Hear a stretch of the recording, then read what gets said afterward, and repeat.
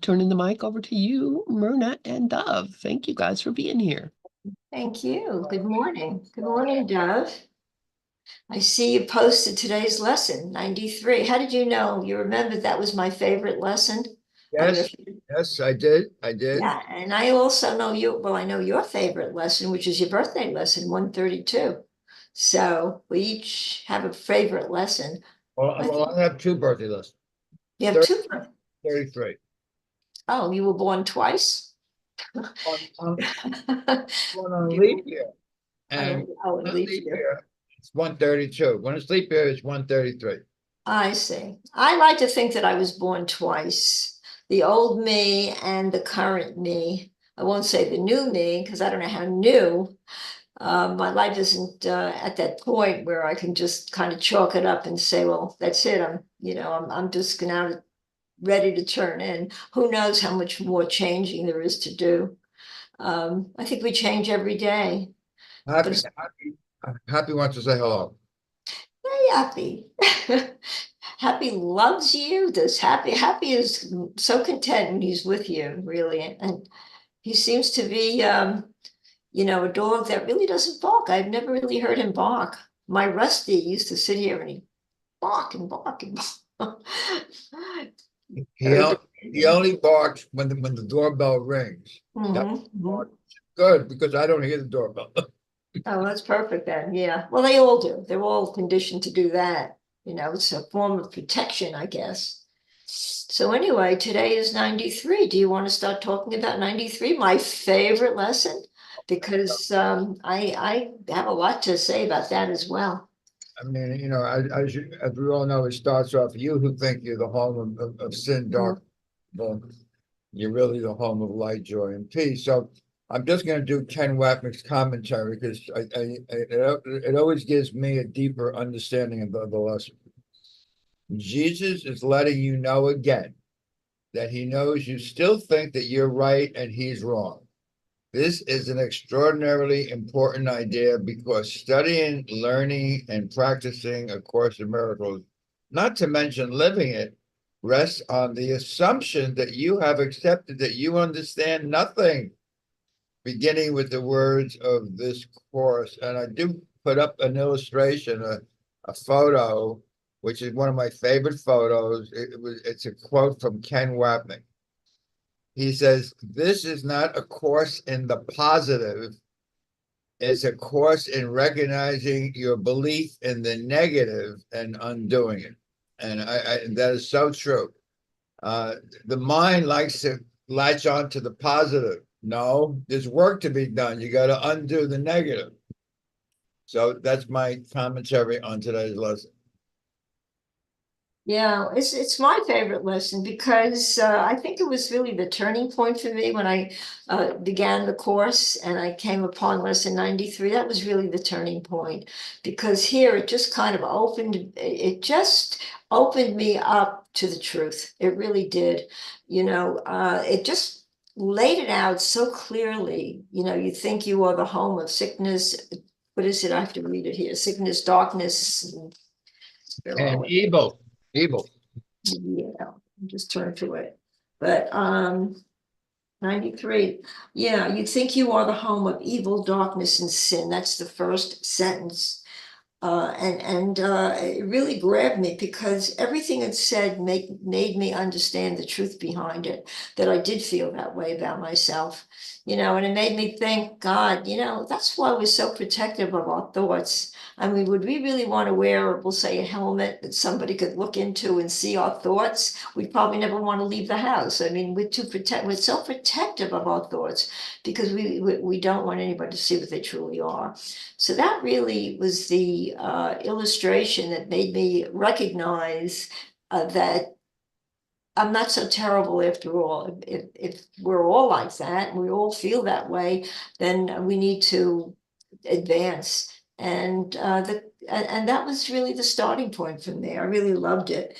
I mean, even though it said, the words are so strong, you'd think if anyone could see the truth about you, he would be repelled, recoiling from you as if from a poisonous snake. I love that line. You think if what is true about you were revealed to you, you would be struck with horror so intense that you would rush to death by your own hand, living on after seeing this being impossible, which means that even if you reach the depths of despair and hopelessness, even if you killed yourself, you couldn't do it. That would be impossible. You know, we'd rush to death by our own hands, seeing that this is impossible.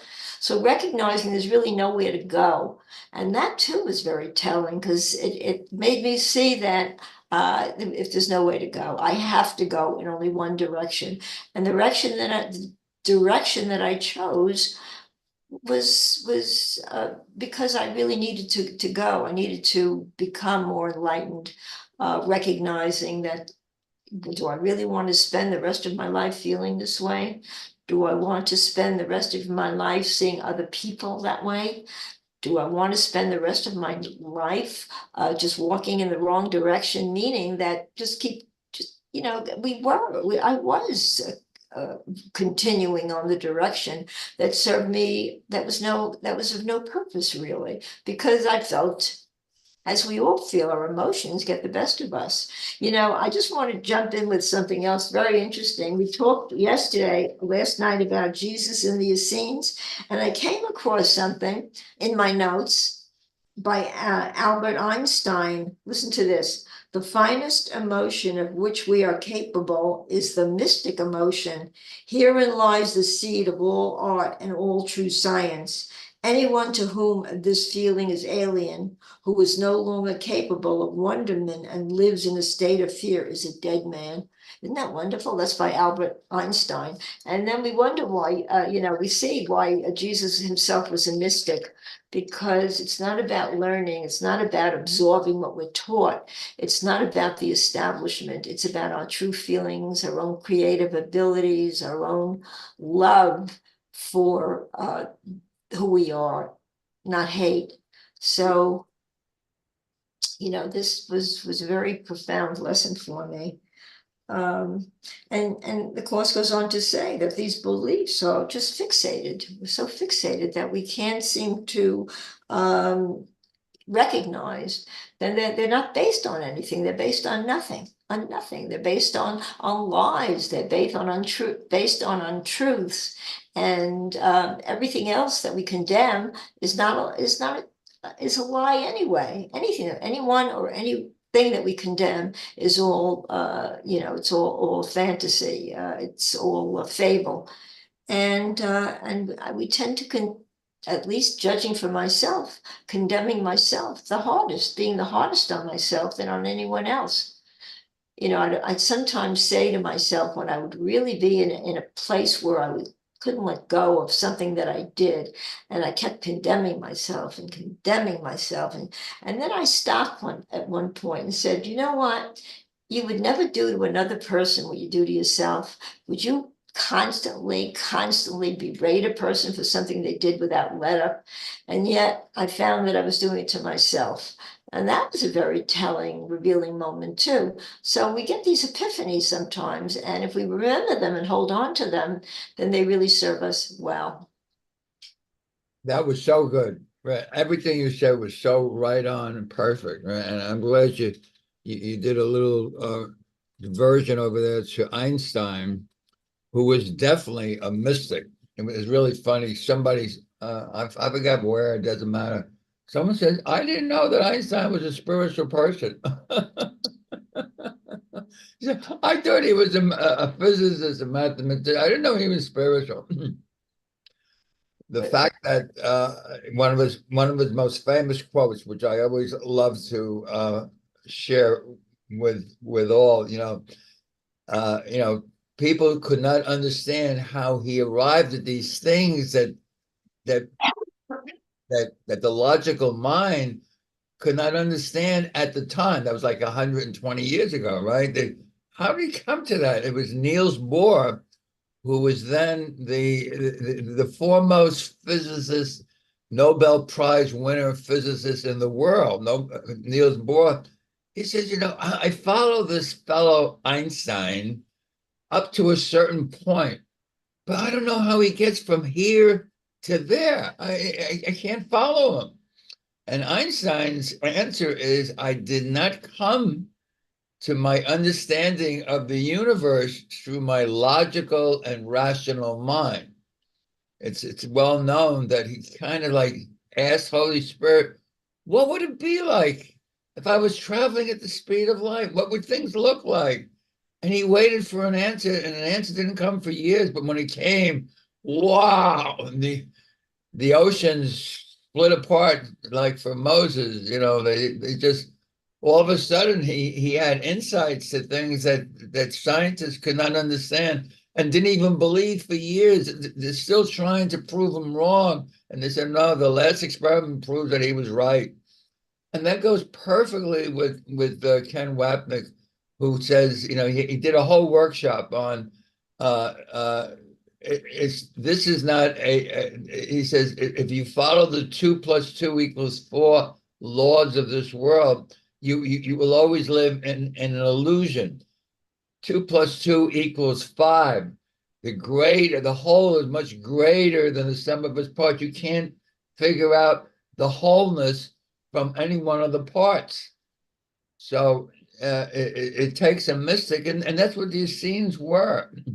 The Essenes, or today the Kabbalists, same thing. They don't look in books for answers. One of the things about the Kabbalists, which I always really love, is you can't enter the Kabbalah as a man, and seems to be one of the rules. I think only men are allowed into the Kabbalah, but that's something else. I guess in the Essenes, women were allowed too. I mean, as far as I know, Mary Magdalene was definitely an Essene, and Lynn mentioned last night the whole family was. It was a family of Essenes. But the story I wanted to tell is when they finally allow somebody who was just past his 40th birthday to come into the Kabbalah group community. Nobody says anything. They wait until the new person starts to talk. And the reason for that is they feel that he is the last person that has contact with spirit who sent him there, and they want to hear his message. They don't want to color his mind with their old messages. They want to hear the new message. I always think of it like a football team who's down near the goal line, and they don't know what play to actually do to get to make a goal. And all of a sudden, a new player comes in off the bench that the coach had just told them what the play was. So the coach sends in the new player to advise the football team that's already on the field what play to use. So the newest person is allowed to speak first because they want to hear what he has to say, which I always thought was really wonderful. I noticed that on my 40th birthday, no one invited me. So I figured I had to do my own Kabbalah, which to me, the Course in Miracles is the Kabbalah. It really is. Over to you. The Kabbalah, yes. There's a tremendous Kabbalah center right here in Boca Raton, Florida. I mean, I've never gone, and perhaps I should. It is mysticism, and I've always sort of thought of it as a good thing because it gets away from traditional teaching like anything else. But Kabbalah is a very well-known entity. People like to are drawn to it. It's another form of spirituality, I guess. And I suppose I feel that I don't need anything else because I have the Course in Miracles, and it's it gives me every answer I need, and so. But there are lots of very good things that come out of it. And then you also mentioned scientists. I think Einstein was just before his time. That his scientists today are beginning to think like him.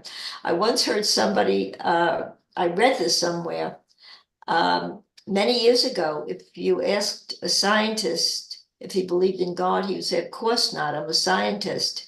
And today, if you ask a scientist, do you believe in God? The answer is, of course, I'm a scientist. So it was a very interesting analogy because it is. Metaphysics is based on science, really, they say.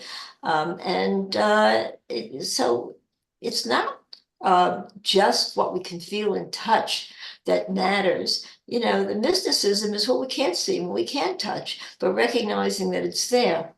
And scientists are seeing that. And the more that they see that, the more we come together in recognition of each other. Hi, Regis, how are you? Good to see you. I miss you at 10:30 in the morning. Good to see you. I see you have a new picture on Facebook too. You were always her inspiration. She Yeah. says, I can't start until I hear Regis. Anyway, good to see you. And we're talking about, yeah, you know, the mysticism, which is, you know, that really is such a good topic for us to speak of, because it does draw us into the Course in Miracles, and it does teach us things that we could not have believed years ago. Perhaps the Course in Miracles came along at a good time when now we were ready to accept its teachings. And we're able to, you know, see it. I think if it came along years before, it would have been just tossed aside as just nonsense or, you know, insanity even. Where and now, because we've been little by little accepting its teachings, knowing that, you know, we can't be taught what it teaches. We have to feel what it teaches. What do we feel? The emotional value that it gives us to feel compassion, to feel compassion for ourselves. Most of all, when I speak about compassion and lack of hate and happiness, and I try to really relate it to myself, because I need to feel it myself before I can extend it, before I can share it. And the Course makes it very clear that that's what it's really meant to do. It's meant to teach us our own value, and then we can now expand on that and you know, live it. And once we live it, we don't even really have to teach it. I think we come here thinking that we're teaching it, but we're not. We're here talking about it because we're with a group that really you know, enables us to do this, that enhances our ideas and our thoughts and you know, our epiphanies. We're able to really elaborate more and more.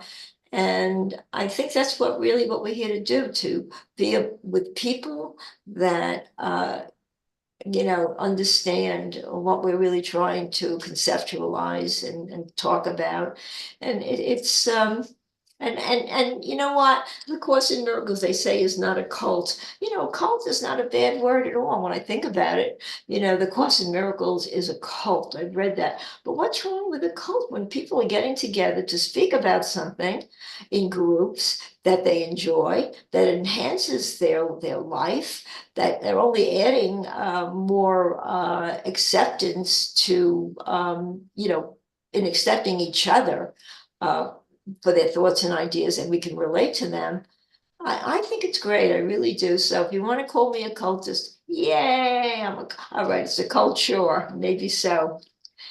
Um, so you know, and last night's talk about mysticism really brought us. It didn't take us out of the Course in Miracles.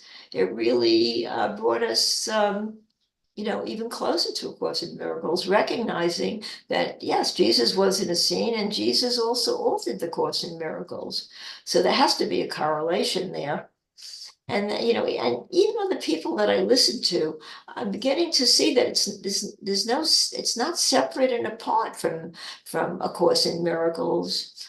I was listening to Rob Schwartz, because I'm taking his course actually.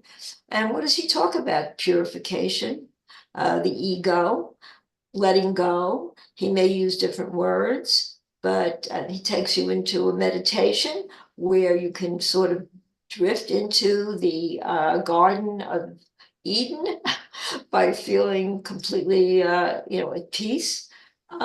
So I'm beginning to see that a lot of these teachings are really all related as one, because it all speaks the same thing, the same ideas and thoughts. So I turn it back to you, Dove. I didn't know that that his program was going on now, Rob. I wouldn't mind joining. When did it start? You can still, it started like 3 weeks ago. He calls it modules. You can listen to the recorded, his recordings. I started with one, and I don't, he does it live on Thursdays at 12 o'clock. I can't be there at 12 on Thursdays usually, so I do it, I listen to the recordings instead. And I like it even better because I can play back certain parts. Yeah. If I want to do the meditation again, I can. But you know what? You can find Rob anywhere. All you have to do is Google him, and he's always talking about something. So you I, don't even have to pay for his class. You really can get that information for free.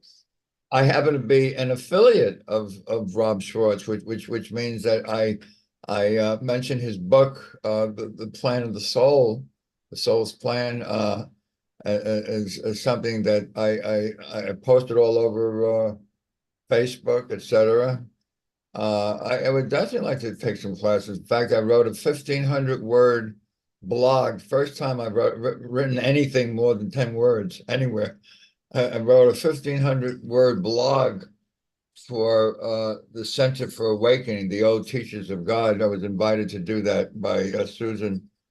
Can't think of the last name. Anyway, and it's about the perfect adjunct to A Course in Miracles is Rob Schwartz's pre-birth planning, and I look at it like it's the dark side of the moon.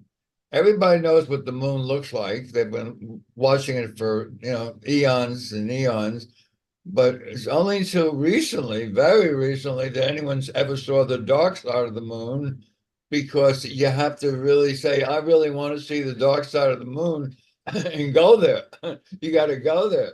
And that's what Rob Schwartz does, because everyone who does the Course in Miracles are very happy with the fact that, oh, yes, I was born into this classroom to learn a lesson that God wanted me to learn. But why did I choose that lesson?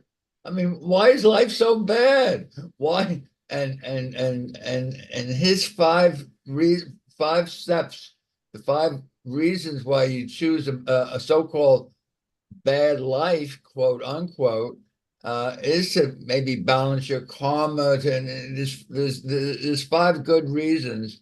And I wrote a what do you call it on it? A nice blog, and I asked her just yesterday. I haven't gotten an answer. After you publish it, is it okay that I submit it to John Mundy for Miracles Magazine? I'd like to see it published in Miracles Magazine, because as you know, I probably don't write anything at all. Outside, I mean, even the book, which is my book called Into Oneness, I didn't write it. I, I don't ever sit down and write. I know that you have written many books. I don't write. Actually, the book would never have ever been published or made at all, except that a gal named Belinda copied and pasted everything that I taught for 3 years, and she took the best of what she liked of what I taught, went to Kinko's, and she turned it into a book, and she sent it to me for my birthday. And 6 months later, when I said, I really want to write a book, and the idea of me sitting down writing a book doesn't make me happy. It really doesn't. So she said, but David, you already have a book. I said, I do. I don't remember writing it. He said, yeah, remember I gave it to you as a birthday present. So I took a look at it, and I realized that in this book, Into Oneness, is everything I taught for years and years and years. Yeah. So she took the best of what she liked about what I said in 3 years and turned it into a book.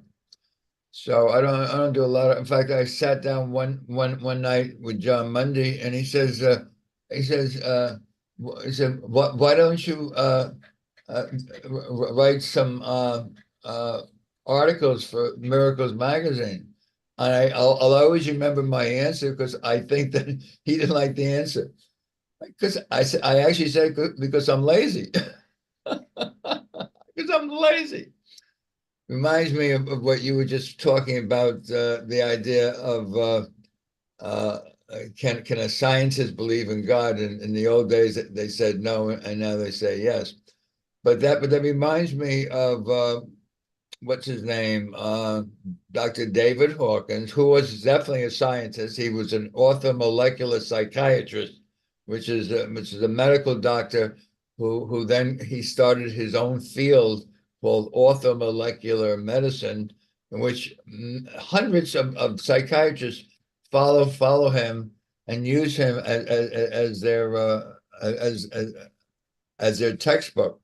But when Jerry Jampolsky came to New York to Long Island and showed him the lessons from the Course in Miracles, he realized that the lessons from the Course in Miracles was much more powerful than concocting a vitamin mineral potion for somebody to help change their mind. So he left the field of orthomolecular medicine and orthomolecular psychiatry, and he went out and just taught A Course in Miracles for 20 years.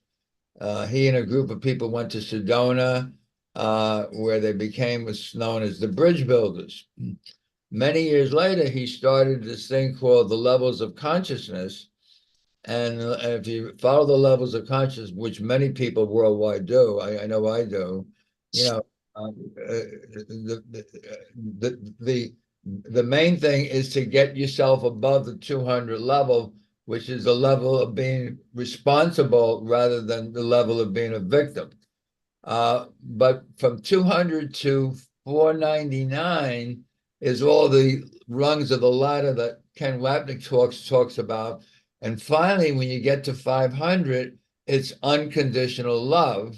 And then at 1,000, you are the Christ. So, it's called Levels of Consciousness, and you can find it on Dr. David Hawkins' website, which I think is called veritaspub.com. Yeah, boy, remembering things I used to forget a lot. Veritaspub.com. So someone asked the good doctor, Dr. David Hawkins, can a scientist go beyond 499? What is going beyond 499? It's unconditional love. And his answer was very short, very quick. No. Now remember, he's a scientist himself. Now, if you recognize why he said no, because a scientist does need evidence. He keeps on looking for some kind of thing to back up his theory. But you can't enter into unconditional love looking for evidence. Only the ego is looking for evidence. So a no is a no for a scientist who needs practical evidence. Over to you. Yeah, I'm listening to you when you're talking about the levels of consciousness and you're using 499, 500.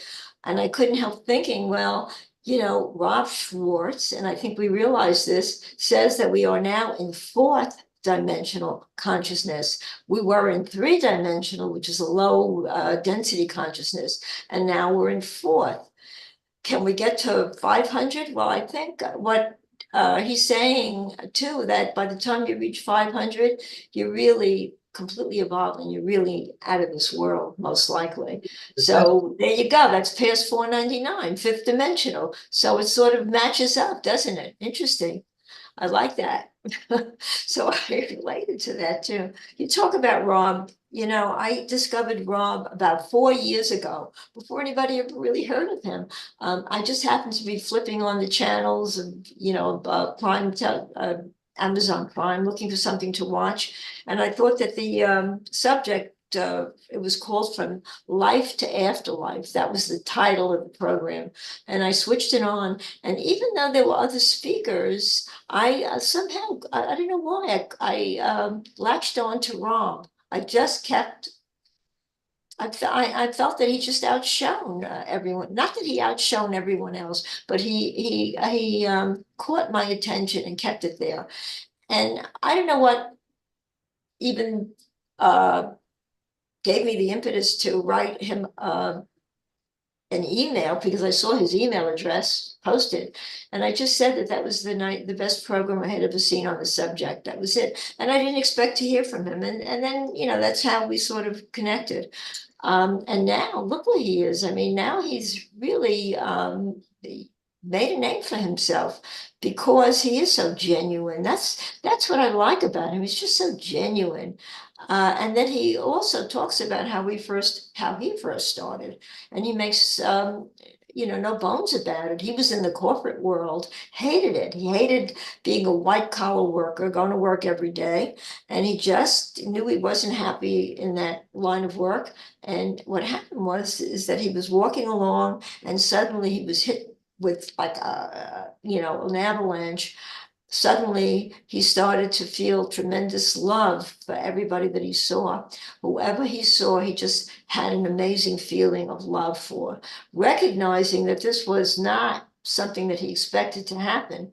And I think this is what caused him to walk on the path of spiritualization, and he's really taken it pretty far. And I still, even now, even though I know what he's about, even what he's going to say, I still enjoy listening to him. There's something about his voice that I find that is so calming that I connect to that I like that. And he's such a nice person. He's so nice. He really is. What you see is what you get. There's nothing phony about him. He's just he wants to heal the world. That's what he wants to do. And I think he's maintaining his purpose, his calling. He really is. So it's it's nice that he's a part of us at this point, that we know him, that we know him through the Course in Miracles. And you talk also about writing a book. I wanted to touch on that too. I just wrote another book. It's a love story. And I really said, how can I write a love story? The reason I started that book finally was my sister years ago said to me, you should write a love story. And it sort of just went in one ear out the other. And she passed away in 2019. I don't know why I began to think of writing a love story. I started to embrace the idea, and I got down and started writing it, recognizing after a while that it was taking me on its own path.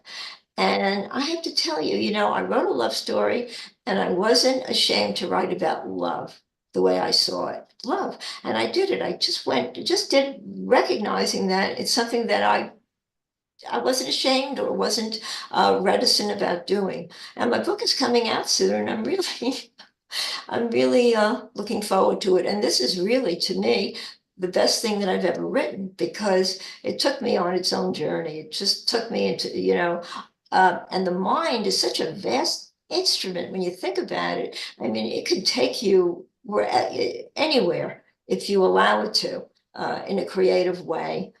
And that's really what it taught me. Anyway, so we're covering a lot of ground here. Turn it over to you. Okay. Yeah, thanks for that. I see we have Mikhail here, and if anyone here wants to share, please do. Regis, congratulations on your move. You're in Colorado, and I was reminded of that when Lynn said, "Hi, neighbor. Hi, neighbor." Wow. Congratulations, Regis. Thank you. I'm glad that you're happy where you are, Yes, Colorado. I've wonderful. been to Colorado. I think Colorado's wonderful. Yeah, It's one of the PowerPoints on the planet. I see yeah, bold as a yeah. real PowerPoint, and Colorado, by nature, the people there are real freedom-loving, progressive people. Can I interject for 1 second? I wanted to say something about Colorado. Now that I see Regis, I was in Colorado a few years ago, and it was during a 4th of July parade, and it was very, very hot. It was in July, and at the end of the parade, you saw a bunch of kids, a whole group of kids, little kids riding two-wheeler bicycles, through this heat, through this density, the heat that they were withstanding. And I turned to the woman next to me and I said, "Isn't this too much for kids to do? Expect them to ride their bikes this whole distance in this heat?" And so she said, "You don't understand. The kids in Colorado are taught to be they can stand it. They're taught to be very tough, and they are. They really can, withstand it. They're fine, And it really taught me too that we're very different, in other parts of the country. So I just wanted to state that. So if you have a kid, okay, he's going to grow up tough, which is a good thing. Anyway, I turn it back to you, Doug. Okay, very good. I see Sharon there. Of course, Sharon was here the whole time.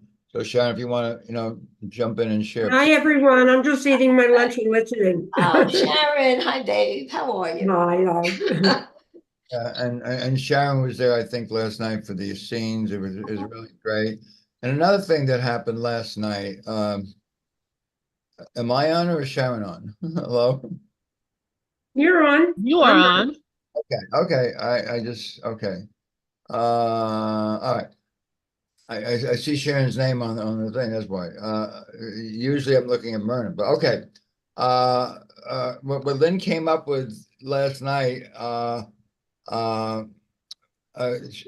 we for those people who leave the gather Zoom class at 8 o'clock and then travel over to Glenn Hoverman's. I don't do it every week, but I did do it last night. I was really happy to hear Lynn sharing. She was sharing on the passage. It was called the Ark, entering the Ark, or something like that. And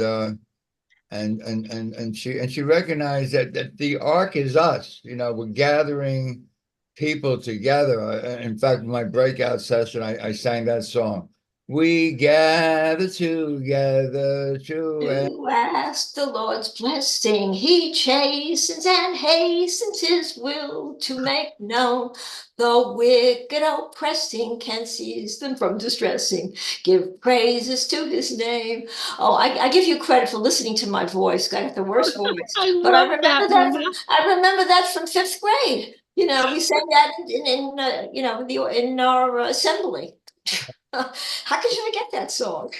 and, and your voice is 10 times better than my voice. But anyway, getting back later when we all were sharing on the section, I think it was chapter 21, the Ark. She not only spoke about gathering together, that we are the Ark, but she used something that we actually studied yesterday afternoon in the Justice of God, chapter 25, which Karen and I are leading on. And there's one paragraph that talks about you won't be lonely anymore. You won't be lonely anymore. Why not? Because in this world, you think that you're all alone. Yeah, I'm a body over here. You're a body over there. I mean, after all, you're in Boca. I'm in New York. How do we? No. That's the illusion. You will never be lonely because we are one. And it's in that oneness. Loneliness is impossible. So she happened to share it. And Glenn Hoverman, who heads up the entire, there must have been 75 people there yesterday. It was last night. It starts at 8:30, goes to 9:30. He says, "Yeah, that's a great insight." He says, "You never thought of it. If we're one, how could you be lonely?" And the whole idea of A Course of Miracles and A Course of Love and Blakesley's the Age of the Heart is we're entering this age of oneness, because in the mind we're not one. In the mind, well, my mind sees you over there, and there's space and there's distance and there's time. No, space, distance, and time is the illusion. I'm always speaking about myself. That's the secret of salvation. No matter what I'm saying about you, I'm talking about me, no matter what it is that I say. Now, if I say we are one, and I see you as peace, light, and joy, and I don't see you as sin, darkness, and evil, that's today's lesson. And now, if everyone just practice, I see you as peace, light, and joy, we would be one, which we are now. And it's always now, but you can't know now unless you're in the peace, light, and joy. Wow. And there's one other thing that Lynn said, which I liked, and she put it in the chat. You mentioned that some people think that A Course in Miracles is a cult. And she wrote, no, it's a culture. That's so true. A culture is like a family, a community. It's our tribe. But there's only one tribe. There's not a dozen tribes. The Israelis, the Hebrews had a dozen tribes. No, we are of the family of God. And what's the one word that tells you family of God? Christ. We are the Christ. And that's exactly what we're all going through, is remembering the truth of what I am.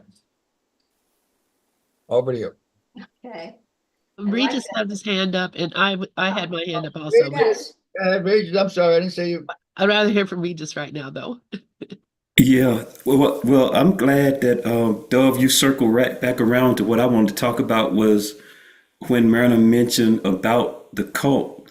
But Myrna, what I got from you though was, which I just got from Joel Goldsmith this morning, listening to him before coming on here, was like you said, it's not so bad, and I don't mind being identified that way. And you stating that the message in that to me is the confidence and the assurance of who we are and the truth of what we are. And so, because the world's job is to make you shrink from that. That's what the world job is, to make you shrink away from the truth of who we are. So we have to have that boldness, as you said, like if it's a cult, it's a cult. But whatever you want to call it is what I am, and it's what I'm standing in. And so, because we are so tempted, we know truth, we know how to hear from God, but sometimes the temptation to fit in and not look odd is so strong that it pulls us out of the authenticity and the truth of who we really are, because we know that people are having opinions and that they are expecting us to react the same way they react and to respond the same way they respond. And sometimes it's not a matter of us forgetting, it's just a matter of us standing in that truth and being confident and not to be intimidated by all of the voices that may judge you or name you something, name you a cult, name you crazy, name you whatever. It's like, okay, that's fine. I'm okay with that. I can handle whatever you want to name me, but I'm standing in the truth of who I really am, and I'm demonstrating that in all aspects of my existence here in this planet. So that's what I got from you stating that. It's just confidence in being, because without confidence, we can talk this stuff all day long, but as soon as we get out there in front of all these opinions, we shrink. And as Marianne Williamson said for years, playing it small and shrinking doesn't help anyone. Trying to fit in and trying to say what everybody else is saying and what everybody else want to hear doesn't help.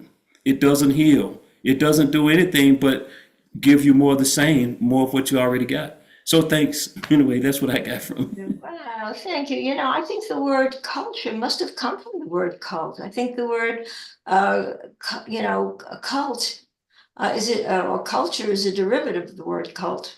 Culture, I don't know, one and the same. To me, when I heard the word, as you say, I didn't think much about it. You talk about confidence. I think I really tested my confidence by releasing this book as that's coming out. It's really a good love story. Anyway, anyway, but thank you. Thanks for kind of seeing through me, seeing my heart. That's what you really picked up on. Thank you. Anyway, Doug talked about aloneness here. Lesson 93, I really looked at my own book, Private Lessons with Jesus. I just want to read lesson 93 because it does speak about being alone. And that must have come to me when this lesson came to me in that way. When you came to earth, you lost sight of your true heritage, for you were now in a place of darkness and density, far from home. You did not know that God never left you alone and helpless, and so you paced aimlessly, fearing the worst and thinking yourself lost and without purpose. In loneliness, you sought peace, for you did not know yourself as God knows you. You thought little of yourself. You knew of him, but could not remember the truth of who you are. And so you traveled a long and winding road alone and misguided.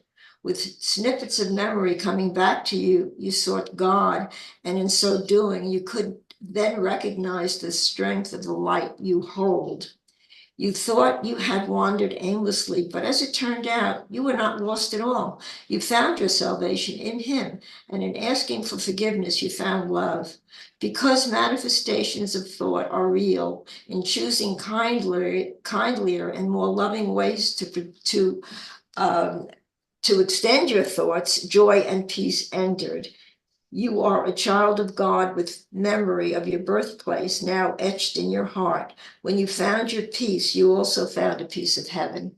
So, that kind of brought me to the place that, I think it was little snippets of memory that sort of bring us to wanting to become more real, God realized, recognizing that we are, that we need to, that we're connected to something far greater than we are, than we think we are. I mean, didn't God give us that gave us the Holy Spirit? And that's exactly, in fact, Rob Schwartz, talks about how, he puts it in different words. When we as a collective consciousness decided to break away and become separate, we were really warned about the possibility or the definition or the, how can I put it? We were warned that there would be a lot of suffering in store for us. I mean, we knew that, and yet we proceeded because we wanted to experience the separation. Well, the Course in Miracles also. Oh yes, and he says that God knew that we'd want to come home, that we would want to end the experience of separation, and he gave us the ability to do so. He gave us I got exactly how he put it in different words, but the Course in Miracles puts it in terms of the Holy Spirit. And Rob is saying that just in different words. I really can't pinpoint his words. But we were given the Holy Spirit, and God always had us in his thought. He never let go, even though we wanted to separate from him.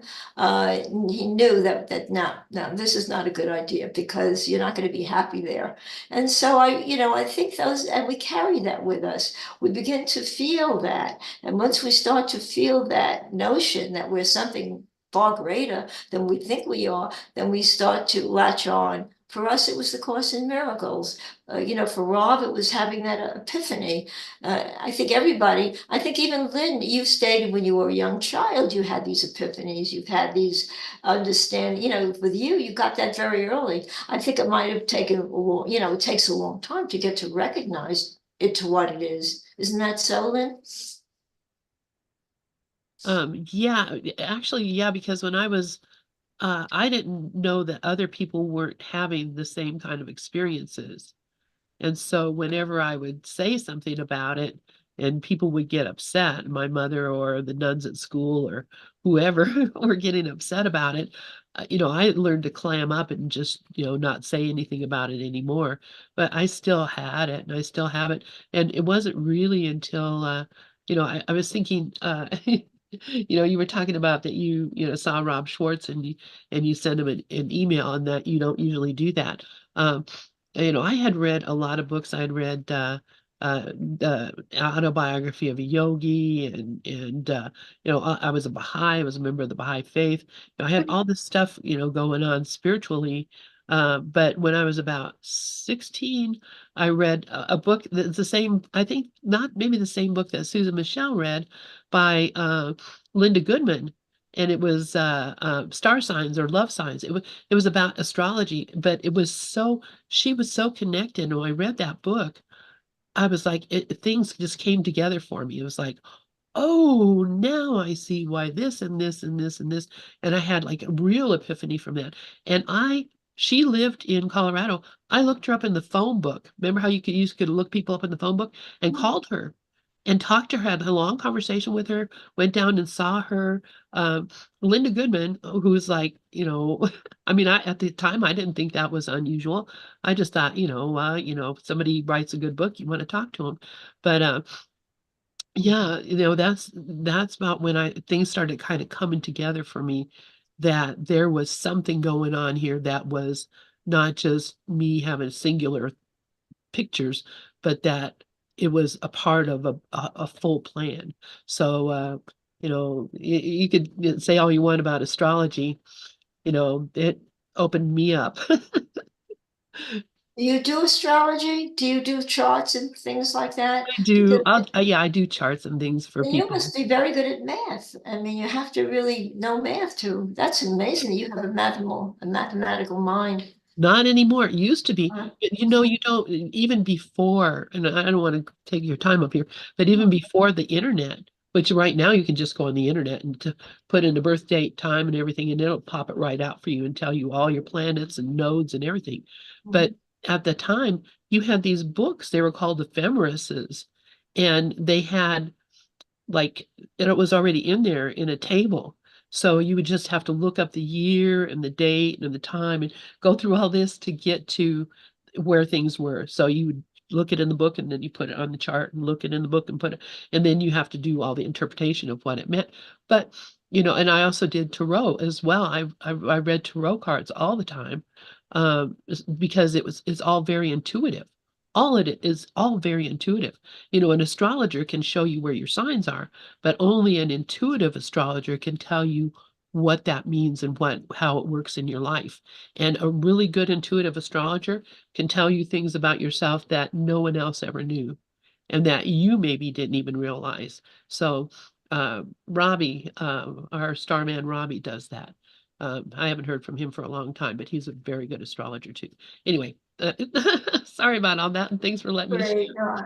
Are methods of astrology easier today because of the advancement of the computer and all that? You Absolutely. know, Yeah. yeah. Anybody can do it now. Yeah. Anybody can do it. I want to jump in and thank Lynn for coming to the roots of cult. It says to take care of or to cultivate.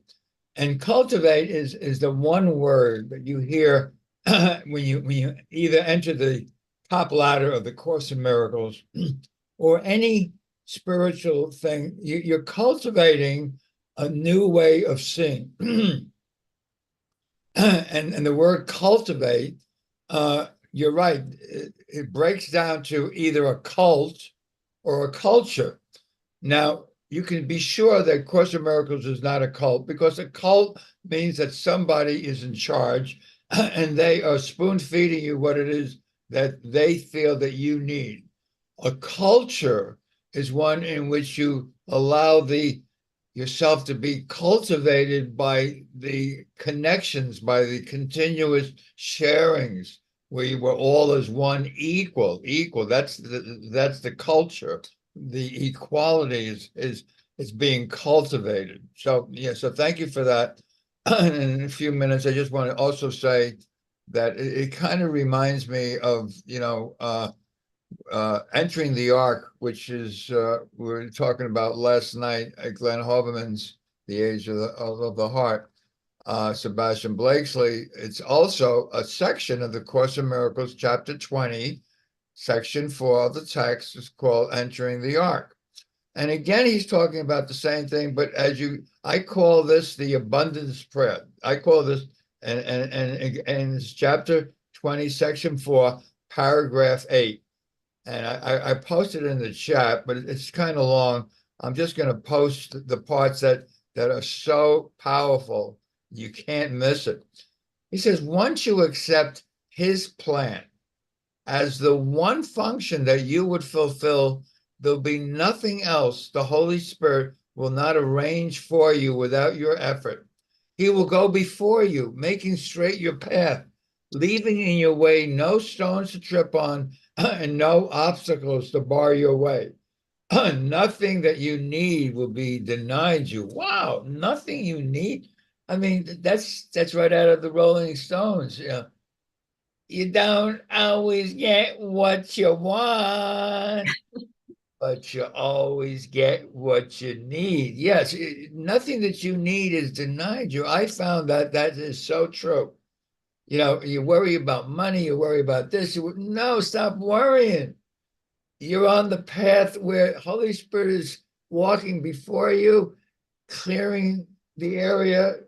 Nobody's going to oppose you. No obstacles are going to bar your way. There's no stones to trip over. The path is made very straight. It's not a long and winding road.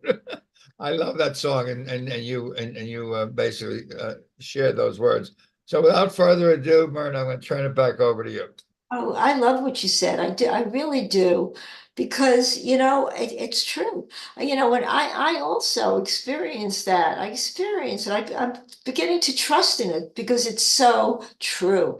And I keep saying, you know what, maybe it's because I'm in fourth dimensional consciousness that everything is working this way. That maybe it must be that. It has to be an advancement of some kind. Everything, everything works out. Everything. Yeah, I And think that's true, Myrna. I do. I feel like yeah, we're all just there.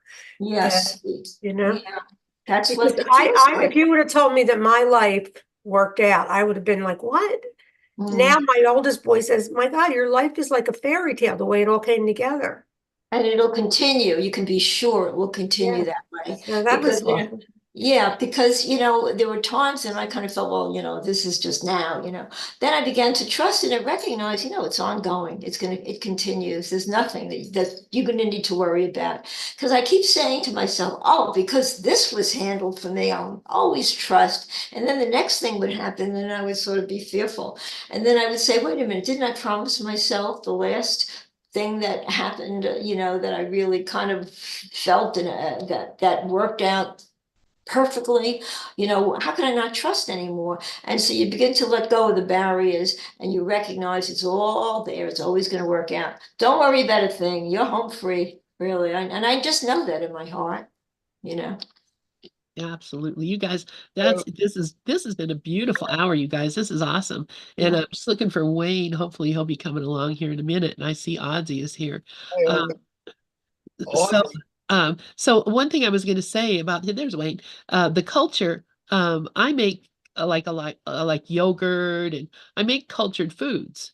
And if you have a culture, it's a bit of what was left behind, that you like yogurt. You take a little bit of yogurt and you mix it in with some new warm milk, and it will grow in that milk and turn the entire thing of milk into yogurt.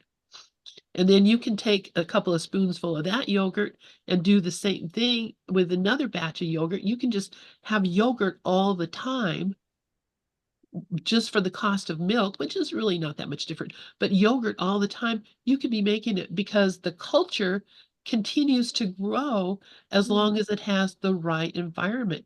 If you let it get too cold, if you get it too hot, if you put it in boiling water or boiling milk, or if it gets spoiled, if it gets spoiled, it'll ruin the whole thing.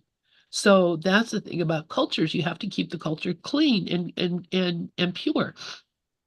And this is, I mean, what a beautiful metaphor, you guys. I'm so grateful that you came up with this thought of cult and culture, because that really set my mind to whirring away. So, all right, I love you guys so much. Thank you, Yeah. thank you, thank you. Bye.